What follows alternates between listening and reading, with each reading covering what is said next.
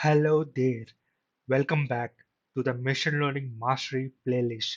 I am Bhaskar and today we are delving into the captivating world of name Bayes, a simple yet a potential classifier that's making waves in the realm of machine learning.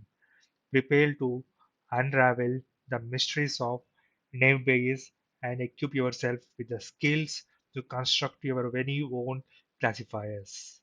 Before we dive in, if you haven't subscribed yet, make sure to hit the subscribe button and ring the notification bell so you never miss any exciting content. Alright, let's get started. Understanding name bias. First things first, what exactly is name bias? At its core, name Bayes is a powerful probabilistic classifier that works on the foundation of Bayes' theorem with a twist of feature independence assumption. In simple terms, it assumes that features we use to describe our data are all independent of each other, even though that might be not the case. It's a clever and surprising effective shortcut. The reason is that in many real-life situations, features are dependent on each other. For example, in the case of prediction of whether a child will play or don't play cricket on a particular day, we can use features like temperature, humidity, rainy, sunny, and so on. As you can see, these all are not independent features. There will be some dependency of each other, but naive assumes that the features are independent of each other. So that's the catch. The naive-Bayes algorithms make several other assumptions. One is feature independence. Next is conditional independence. Naive-Bayes assumes that probability of each feature given the class label is conditionally independent of other features. What does that mean? In simple words, it means presence or absence of one feature does not influence the probabilities of other features. One more assumption. Additive nature of probabilities. The probabilities of individual features are combined using Bayes' theorem, assuming that each feature contributes independently to the final prediction of the cross label. Constant feature importance. Naive Bayes treats all features as equally important for any classification task. It does not take into account any feature weighting or feature importance ranking. So we'll have constant importance for the features. Data availability. Naive Bayes assumes that there is sufficient data available for estimating the probabilities of the individual features and their combinations effectively. Exchangeability of instances. Naive Bayes assumes that instances or rows are exchangeable. What does it mean? It means that the order of instances does not affect the model's predictions. So row 1 can be row 3 can be row 5, and so on. While these assumptions simplify the modeling process and make the name-based computation efficient, they may not always hold true in real-world scenarios. However, name-based can still be surprisingly effective in various tasks, especially in the case where the independent assumption is not severely violated and where the algorithm simplicity and the speed are advantages. It serves as a valuable baseline model for comparison with more complex algorithms and can be a good starting point for test classification, spam detection, and other applications where the data is suitable for the independent assumption. Name-based classifiers come in different flavors: Gaussian, multinomial, Bernoulli, each tailored for a specific use case. So, what does Gaussian mean? It means we're having a normal distribution. So, the equation of normal distribution can be like e power minus x minus mu whole square by 2 sigma square. This is the normal distribution equation. Okay, so here mu is the mean and sigma is the standard deviation. Whereas for the Bernoulli, it states that it follows the Bernoulli distribution. Imagine tackling spam emails, a real world use case. We can also use this theorem. One of the reasons why naive Bayes is so popular is because of its simplicity and efficiency. It is very fast to train and it does not demand a ton of memory and is perfect for working with large data sets. Implementation of naive Bayes. Now that we got a solid grasp of naive Bayes fundamentals, let's roll up our sleeves and build our very own naive Bayes classifier. So the basic idea of naive Bayes is posterior probability equal to prior into likelihood divided by evidence. Okay, so the prior is the prior probability. It is the prior information about our data. Likelihood. It is how likely we can observe the data given the hypothesis. Evidence. It is the marginal probability. So we are just dividing the probability so that it becomes in a range between 0 to 1. What is posterior? Posterior is the hypothesis given the data. That means we are trying to find our hypothesis. That is our posterior. So this is what Bayes' theorem states that. But here is a catch. Sometimes we run into zero probabilities issue for us. So what can we do? We can use the smoothing techniques like Laplace smoothing. So basically, in the case of Laplace smoothing, we're having the number, right? Some event, number of occurrences by some other number. What will we do? This ratio should be zero, but in order to not to make it zero, you simply add with one and divide and add a numerator with n. So it will be something very some minimum probability, which helps our calculations so that we don't get zero probabilities. Feature representation is another key element when working with naive Bayes. We will explore a problem methods like bag of words approach, particularly useful for text classification. Bag of words is nothing but it's the words with their frequencies as features. Let's take an example. Suppose you have two statements. I love data science. One statement. Other statement. I like data science. Okay. Suppose we have two statements. I love data science and I like data science. So let's see the count. I is occurred two times. Love is occurred one times. Like is occurred one time. Data two times. Science two times. Okay.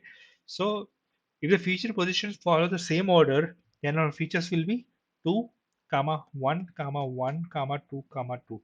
These will be our features. Okay. This is how we are doing it for the text classification. Practical tips and application of naive Bayes. Fantastic work so far. But wait, there's more. Let's dive deeper into the practical tips for using naive Bayes like a pro. Handling continuous and categorical data can be a bit tricky. In that case, what can be done? Just convert continuous data into bins or buckets and treat it as a categorical feature. That can be one case. Or if it's a continuous, we can simply use normal distribution, right? We have the equation, right? E power minus exponential mu whole square by 2 sigma square. Feature selection and dimensionality reduction can make or break your classifier's performance. Real-world applications of name Bayes or from sentiment analysis to medical diagnosis, this versatile classifier has found its way into various domains, making a significant impact. Naive Bayes is a powerful and popular algorithm in machine learning with several advantages. One is simplicity. Naive Bayes is easy to understand and implement, making it accessible to beginners and quick to deploy in various applications. So it's very simple. Efficiency. The algorithm training and prediction process are computationally efficient, allowing it to handle large datasets with ease. Low memory requirements. Naïve requires minimum memory, making it suitable for working with limited resources or on devices with low computational power. Suitable for high-dimensional data. Naïve performs well even when dealing with large number of features, making it suitable for high-dimensional data. Handling missing data. Name-based can handle missing data without the need for data imputation or complex pre-processing techniques. Good performance with small training datasets. Even with limited training data, name-based can provide reliable and accurate predictions. Interpretable. The modern predictions can be easily interpreted, making it useful for providing insights in decision-making process. Versatility. Name-based is applicable to both binary as well as multi-class classification. My binary means two classes, yes or no, zero or one. Multi-class means more than one classes. Okay. Independence assumption. While assumptions of feature independence might not be always true, name-based can still perform surprisingly well in practice, particularly when dealing with features which are not strongly correlated. Robust to irrelevant features. Naive tends to be robust to irrelevant features, meaning it can handle noisy data without a significantly impacting performance. There is a saying in machine learning, garbage in equal to garbage out. But there is some resistance depending on the models. So naive is one such example. Remember that name-based might not always be the best choice for all types of data sets, but its simplicity and efficiency make it a valuable tool to consider in a wide range of machine learning scenarios. However, like all algorithms, name-based has its own set of limitations. Let's see what the limitations are. Limitation number one, assumptions of feature independence. One of the main drawbacks of name-based is the strong assumption that features are independent. Okay, as you can see, the name itself, name varies. Naive. It's a naive because it assumes the features are independent. That's the reason. Why is it the issue? In real world data, features offer exhibit some degree of correlation, which can lead to suboptimal performance. Sensitivity to data distribution. Name base can be sensitive to the distribution of data. If the training data is not represented to test data, or if there is a mismatch in the distribution, the performance might suffer. Limited expressiveness. Due to its simplicity, name-based may not capture the complex relationships in the data as effectively as more advanced algorithms. Zero probability issue. When a class label and a feature value have not occurred together in training data, name-based assigns a probability of zero. I think we have seen this, right? Counter it.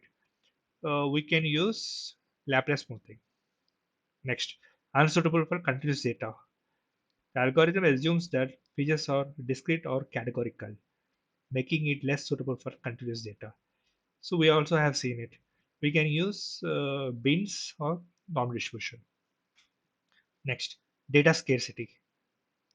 Naive Bayes can struggle with data sets where some class labels have very limited or no training examples in the data. Lack of model interpretability. Although naive Bayes is interpretable to some extent, the model's predictions might not offer detailed insights into the underlying relationships in the data. So we may not got that much detail, more detail. We may not have it. Decision boundary limitations. The decision boundary created by namebase is linear, which means it may not accurately represent the nonlinear decision boundaries. The decision boundaries are linear and there might be issue with nonlinear data sometimes, or maybe depending on the use case. Curse of dimensionality. In high-dimensional datasets, namebase may suffer from curse of dimensionality, where the number of features is much more than the available data, which can lead to decreased performance. So features are very high, whereas the rows are very less. That's the cursor dimensionality. Despite its limitations, name-based remains a valuable algorithm in various situations, especially when dealing with large data sets like text classification tasks or as a baseline model for comparison with more complex algorithms. Understanding its strengths and weaknesses can help data scientists make informed decisions when choosing with the appropriate algorithms. And there you have it, the magic of name-based unraveled. Now it's time to put the newfound knowledge to the test. Experiment with name-based in your machine learning projects and witness its simplicity and effectiveness firsthand. Remember, there's a wealth of knowledge waiting for you in the machine learning mastery playlist. Make sure to explore our other videos for more advanced algorithms and techniques. If you enjoyed this video and found it helpful, don't forget to give it a thumbs up and subscribe to the channel. Your support means the world to us and it motivates us to keep creating valuable content for you. Thank you for joining me today. Keep learning and mastering machine learning. And I'll see you in the next exciting episode. Happy coding and learning. Thank you.